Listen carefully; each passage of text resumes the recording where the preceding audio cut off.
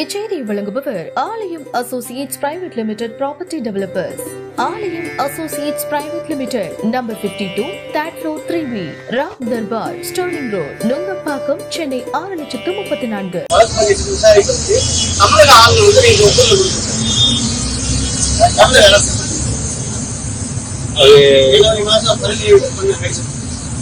ஏற்கனவே நீங்க 5 வருஷத்துக்கு முன்னாடி குளித்தலையில தமிழகத்தினுடைய மாண்புமிகு முதலமைச்சர் அவர்கள் அப்ப எதிர்கட்சி தலைவராக இருந்த பொழுது அவர் சர்டிஃபை பண்ண ஊழல்வாதி செந்தில் பாலாஜி, அதுக்கு இப்ப அனுமதியும் கிடைச்சிருக்குன்னா ஏன்னா அன்னைக்கு திரு ஸ்டாலின் எதிர்கட்சி தலைவராக இருந்தவர் என்ன சொன்னார்? திமுக ஆட்சிக்கு வரும், திமுக ஆட்சிக்கு வந்தால் செந்தில் பாலாஜி சிறையில் இருப்பார். ஆண்டவனே அதை நடத்தியிருக்கான். திமுக ஆட்சிக்கு வந்தது செந்தில் பாலாஜி ஜெயிலுக்கு போயிருக்காரு. அதனால இதுக்கு அனுமதி கொடுத்திருந்தால் வரவேற்கிறேன். நன்றி.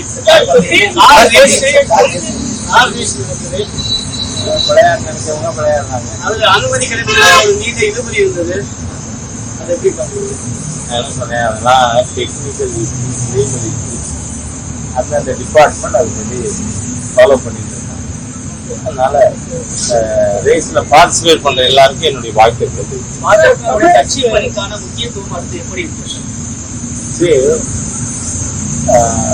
ஏற்கனவே நாளையிலிருந்து 45 நாட்கள் பிஜேபியினுடைய கட்சி விதிகளின்படி 6 ஆண்டுக்கு ஒரு முறை அகில இந்திய தலைவர்லேருந்து எல்லாருமே மெம்பர்ஷிப்பை ரெனியூ பண்ணாங்க. அதனால இப்ப ரெனியூ பண்றதுக்கான பணி நாளையிலிருந்து துவங்குகிறது. இது அக்டோபர் 15 வரை இருக்கும். ஆல் இந்தியா லெவல்ல ஒரு பூத்துக்கு 200 பேர் சேர்க்கணும் அப்படிங்கிறது டார்கெட் கொடுக்கப்பட்டிருக்கு. அதன் அடிப்படையில் தமிழகத்துல குறைந்தது 1 கோடி பேர் சேர்ப்பதற்கான பணி நடந்து கொண்டிருக்கு. இதுல ஒன்றியம் நகராட்சி வரை எல்லா நிர்வாகிகளுக்கும் இதற்கான பயிற்சி அளிக்கப்பட்டிருக்கு. நாளை மாலை 5 மணிக்கு மாண்புமிகு பிரதமர் அவர்கள் தன்னோட உறுப்பினர் காலத்தை புதுப்பிக்கிறார்.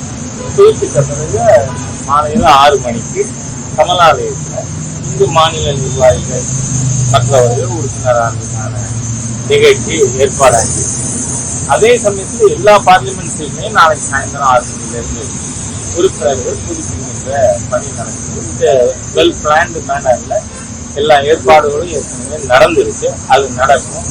அதற்கு பிறகு அன்றாடம் மக்களை பாதிக்கின்ற விஷயங்கள் பாரதிய ஜனதா கட்சி எடுத்துக்கொண்டு அதற்கான தேவை ஏற்பட்டால் போராட்டம் நடத்துவது, மக்களிடம் எடுத்துச் செல்வது ஆகிய பணிகள்ல நாங்கள் ஈடுபடுவோம். யார் சொன்னது? நேற்றைக்கு கூட மாண்புமிகு பிரதமர் அவர்கள் 2 வந்தே பாரத் ரயில துவங்கி வச்சுட்டு ரயில்வே துறையில் மட்டும் இந்த பட்ஜெட்ல 6000 கோடிக்கு மேல் தமிழகத்திற்கு ஒதுக்கப்பட்டு இருக்கிறது என்பதை ஸ்பெசிஃபை பண்ணியிருக்காங்க. இவங்க இந்த 10 வருஷத்துல சென்ட்ரல் ப்ராஜெக்ட்ஸ் சென்ட்ரல் அரசாங்கம் நிதிகள் கூறாம 10.62 lakh crores தமிழ்நாட்டுக்கு நிதி கொடுக்கப்பட்டிருக்கு. இதே இவங்க திமுக காங்கிரஸ் கூட்டணி இருந்தது இல்ல, 2004 இருந்து 14 வரை எவ்வளவு வந்தது? 2.3 lakh crores. அதை போல 4 மடங்கு இந்திய ஆட்சியில வந்திருக்கு. அதனால நான் என்னோட கேள்வி கோயம்புத்தூர்ல நேற்று முன்தின கேட்டிருக்கேன். அதுக்கு தமிழகத்தினுடைய நிதியமைச்சர் அவர்களோ அல்லது மாண்புமிகு முதல்வரே இதுக்கு பதில் சொல்றாங்க. உங்களோட சென்ற ஆண்டு பட்ஜெட்ல எத்தனை % ப்ரொடக்டிவ் எக்ஸ்பெண்டிச்சர், கேபிட்டல் எக்ஸ்பெண்டிச்சருக்கு அலாட் பண்ணிருக்கீங்க? You come out clean. முதல் ஒரு ஒயிட் பேப்பர் தமிழகத்தினுடைய மரியாதைக்குரிய நிதியமைச்சர் கொடுங்க. நீங்க எதுவுமே இன்வெஸ்ட்மெண்ட் ஒரு இன்ஃப்ராஸ்ட்ரக்சருக்கு மூலதனத்துக்கு செலவே பண்ண மாட்டீங்கன்னா சென்ட்ரல் கவர்மெண்ட் ப்ராஜெக்ட் தான் நடந்துட்டு இருக்கு. ரேஷன்ல கொடுக்குற 5 கிலோ அரிசி 1 கிலோ பருப்பு கூட ஸ்டேட் கவர்மெண்ட்டுக்கு பங்குச்சா? கிடையாது. 80 கோடி பேருக்கு நாடு பூரா கொடுத்துட்டு இருக்கோம். இது அமெரிக்கா, இங்கிலாந்து போன்ற பல நாடுகளின் பாப்புலேஷனை ஒன்னா சேர்த்தா கூட இந்த 80 கோடி வராது அந்த அளவுக்கு. அதனால ஏற்கனவே சொன்ன, நான் திருப்பி சொல்றேன், நொண்டி குதிரைக்கு சறுக்குறது சாக்கு அப்படிங்கிறது மாதிரி இந்த கையாளாகாத தமிழக திராவிடியன் ஸ்டாக் அரசாங்கம் இவர்களுடைய இன்காம்பிட்டன்சிக்கு, இன்எஃபிஷியன்சிக்கு, கரப்ஷனுக்கு மூடி மறைக்க மத்திய அரசை குறை சொல்கிறார். நன்றி. அதிமுகவோட முன்னாள் அமைச்சர் தற்போது ஒரு பேட்டி கொடுத்திருக்காரு. என்னன்னா, பாஜக ஒரு கார்பரேட் வழிகளை செயல்படுது. மாநில தலைவர் டெல்லி போயிருக்காரு, போர்ட் ஆஃப் டைரக்டர் லண்டன் போயிருக்காரு, போர்ட் ஆஃப் டைரக்டர் மேனேஜர் எல்லாம் இப்போ 5 பேரை நியமிச்சிருக்காங்க அப்படின்னு ஒரு கருத்தை சொல்லியிருக்காரு. அதிமுக எப்படி செயல்படுது? அப்ப நண்பர் எடப்பாடியார் அவர்கள் சேர்மனா, எம்டியா, ஏடிஎம்கேல யோசிக்கணும்ல. ஏதோ பார்ட்டிகள் இருக்குங்கிறதுக்காக பேசிட்டு இருக்க கூடாது. நான் பாரதிய ஜனதா கட்சியில கட்சி துவங்கியவன்.